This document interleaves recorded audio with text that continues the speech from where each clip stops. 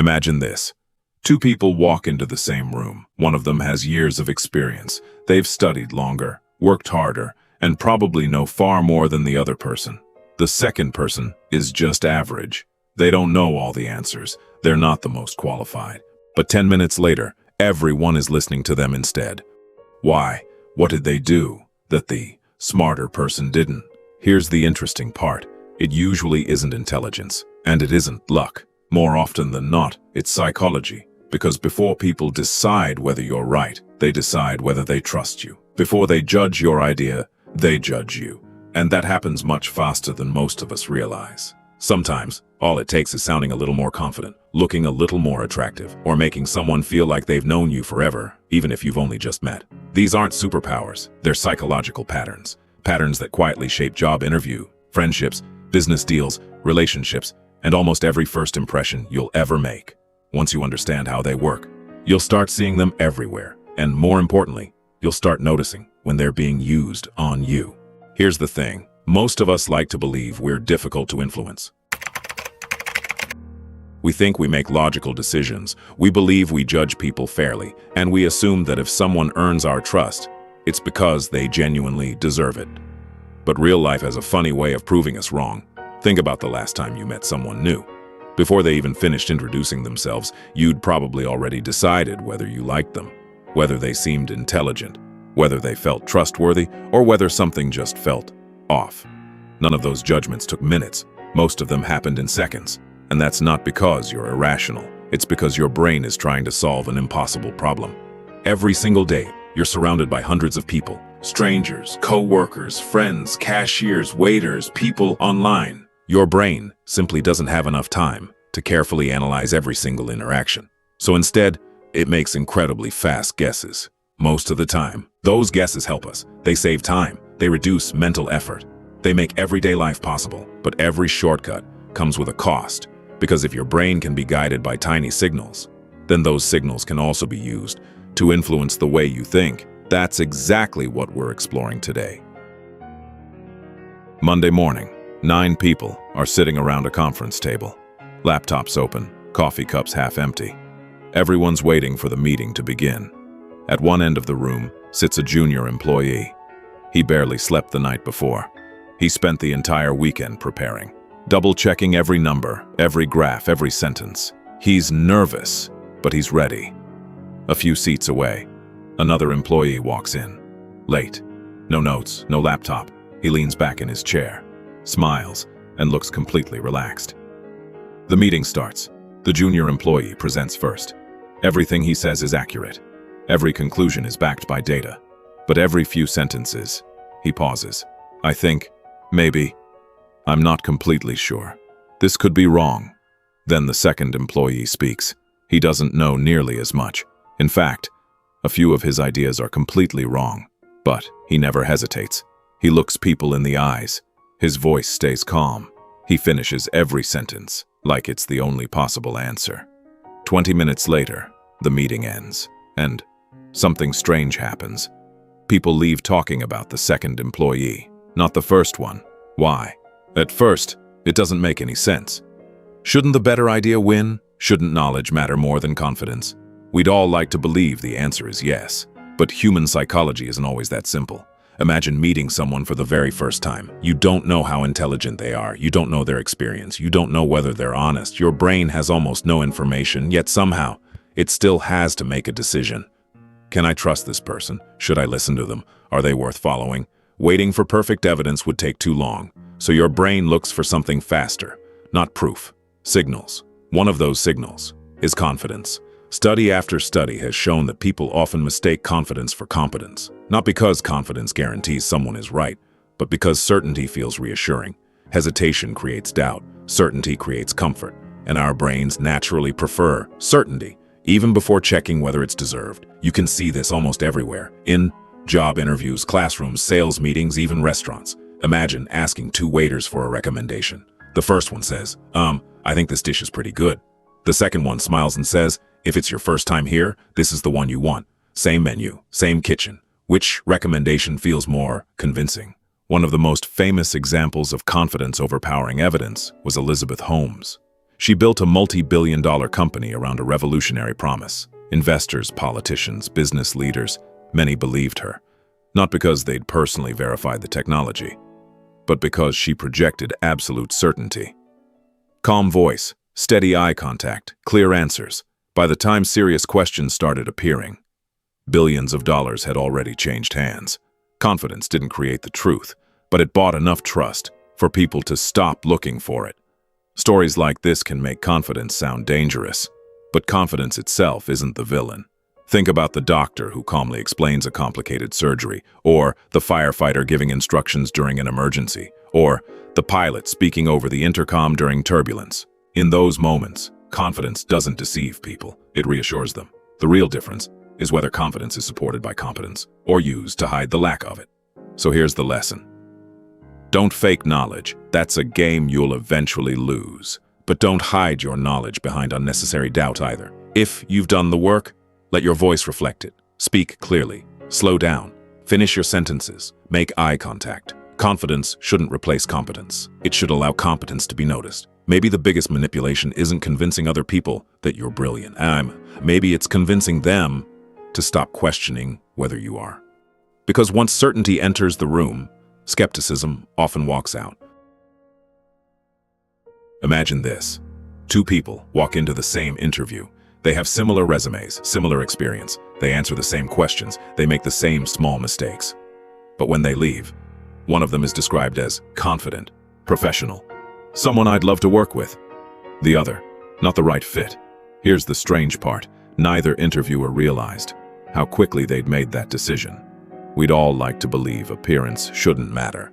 We tell ourselves we judge people by their character, their intelligence, their actions. But our first impression rarely starts there. It starts with what we can see.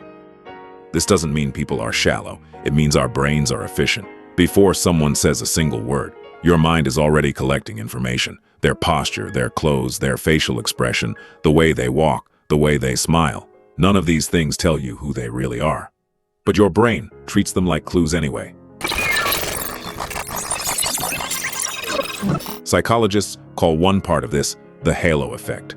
It's a surprisingly simple idea. When we notice one positive quality about someone, we unconsciously assume they probably have other positive qualities too. If someone looks attractive, we may also assume they're smarter, kinder, more capable, more trustworthy, even when we have absolutely no evidence. Think about movies. How often is the hero attractive? And how often does the villain look intimidating? Hollywood has trained us for decades. We expect appearance to tell us who someone is, even though real life doesn't work that way. Or think about social media. Two people share the exact same advice. One gets ignored, the other goes viral. Sometimes the difference isn't the information, it's the person delivering it. Researchers have found this pattern in all kinds of situations. Attractive people are often rated as more competent during job interviews. They're more likely to be remembered, more likely to be trusted.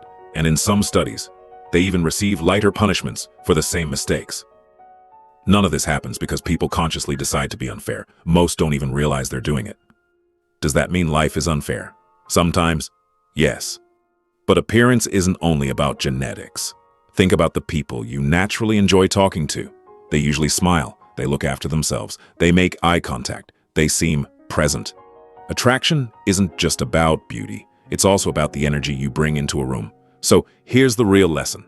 You don't need to become a model. You don't need expensive clothes or perfect features. But the way you present yourself sends a message before you ever open your mouth. Standing a little straighter, wearing clothes that fit, looking well-rested, smiling naturally. These aren't tricks, they're signals, and people respond to signals long before they respond to words. Maybe that's why first impressions are so powerful. They're not built on facts, they're built on assumptions. And once an assumption is formed, everything that follows tends to reinforce it, which means sometimes the hardest opinion to change is the very first one. Imagine you're at a party. You don't really know anyone. People are talking, laughing, moving from one conversation to another. Then someone walks over and starts talking to you. At first, it's just small talk. Where are you from? What do you do? Nothing special, but 20 minutes later, it feels strangely different. You're laughing, sharing personal stories, maybe even saying things you've never told a stranger before. And as you leave, you catch yourself thinking, I feel like I've known that person for years. But you haven't. You've only known them for 20 minutes. So, what happened? Most people assume connection takes a long time, weeks, months, sometimes years, and often. That's true. But psychology tells us something interesting. Feeling close to someone and actually knowing someone aren't always the same thing. One of the fastest ways humans build trust is through similarity. We naturally feel safer around people who seem familiar. They laugh at the same things, use the same expressions, share similar experiences, have similar goals. Even something as simple as discovering you grew up in the same city, or both love the same football team, can instantly change the way you see someone. Suddenly, they don't feel like a stranger anymore. Think about your own friendships. How many started with a sentence like, "Wait, you like that too?" Or, "No way, I had the exact same experience." Those moments seem small, but they're incredibly powerful, because every shared experience quietly tells your brain, this person is probably like me. And if they're like me, maybe I can trust them. Psychologists have studied this for decades. One famous finding is known as the similarity attraction effect. The idea is simple. We tend to like people who remind us of ourselves, not because they're objectively better, but because familiarity feels safe. It's one reason friendships often form between people with similar interests, similar values, or even similar backgrounds. Of course, this principle can be used in different ways. A great salesperson might mirror your energy. A skilled negotiator might use words you're already using. A charismatic leader might tell stories that sound surprisingly familiar. They're creating a feeling that you're on the same team. Sometimes it's completely genuine. Sometimes it's carefully planned. That's why it's worth paying attention. Here's what most people get wrong. Building connection isn't about pretending to have the same hobbies or copying someone's personality. People are surprisingly good at sensing when something feels fake. Real connection comes from curiosity, asking better questions, listening carefully, looking for experiences you genuinely share, because every meaningful relationship starts with one simple thought. Maybe we're more alike than I expected. And if you think about it, we've now seen the same pattern 3 different times. Confidence shapes whether people believe you. Appearance shapes how they first judge you. Similarity shapes whether they feel connected to you. None of these things guarantee trust. None of them guarantee success. But together, they quietly influence almost every relationship you'll ever have, often before anyone says a word. Maybe manipulation doesn't always begin with lies. Sometimes it begins with something much simpler, a feeling. The feeling that someone understands you, looks familiar, or seems certain. Once those feelings appear, the rest of the conversation becomes much easier. Not because people stop thinking, but because they start trusting.